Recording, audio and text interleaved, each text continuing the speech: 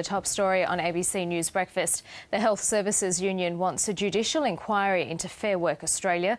After a 3-year inquiry, Fair Work Australia has found 4 union officials committed 181 breaches of the workplace laws. It's unclear if former union boss Craig Thomson is one of the 4. The opposition is calling for the report to be made public and for the Prime Minister, Julia Gillard, to declare whether she still has confidence in Mr Thomson. The union's National Secretary, Cathy Jackson, says Fair Work Australia should have dealt with the matter years ago. I believe there should be a judicial inquiry into the goings-on at Fair Work Australia. The report that the National Executive of the Health Services Union provided to Fair Work Australia was a comprehensive report. It should have taken them 3, maybe 6 months to form a view and at that point refer it to the DPP. I don't think it is at all acceptable to be referring something to the DPP 4 years later, but also not to name people in that media release. Let's have a judicial inquiry where they've got widespread powers to compel people to come and speak to them. And do you believe that government ministers should be called before that judicial inquiry? Yes, I do. Cathy Jackson speaking to Chris Uhlmann on 7:30 last night. For more, our political reporter Nick Dole joins us from Canberra. Nick, good morning to you. Lots of unanswered questions still about Craig Thomson's role as the union's National Secretary.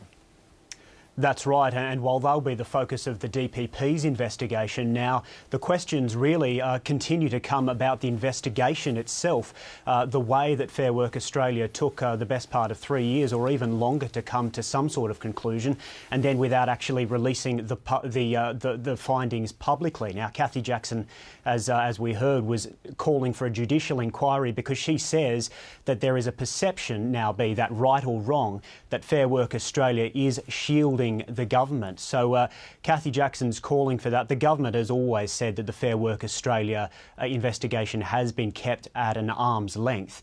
But this investigation itself is facing a lot of probes into its own goings-on.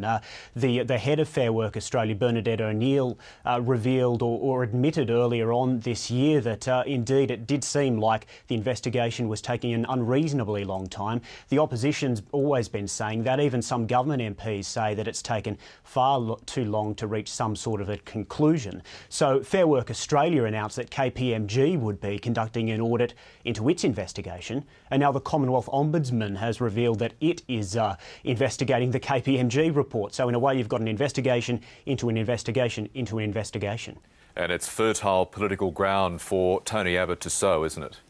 It certainly is. The opposition knows just how politically beneficial this could be for it, and it's been hounding the government over this for months. Obviously, no one's saying Craig Thomson is guilty of anything. This has to run its due course. But should there be a case whereby he would have to resign from his seat or a by-election was called, even though he won the seat of Doe Bell on the Central Coast with actually a swing to him, it's quite likely, given that Labor's primary vote is the way it is, that the Labor Party would lose that seat. The coalition would then have another seat in the Parliament, and that would really loosen the government's grip on Parliament, especially given that Andrew Wilkie, the independent, has said that he's not going to be supporting the government necessarily. So Tony Abbott is putting the pressure on the government to say whether or not they really are going to continue backing Craig Thomson. The challenge for the Prime Minister is to state whether, in the light of this latest development, she still has full confidence in Craig Thomson. The challenge for our agencies of justice is to demonstrate that the same law applies to members of Parliament as applies to ordinary citizens. Now, the government has always dismissed these allegations of interference. Bill Shorten yesterday said that he's had no dealings with Fair Work Australia, and he said it would be entirely inappropriate to do that.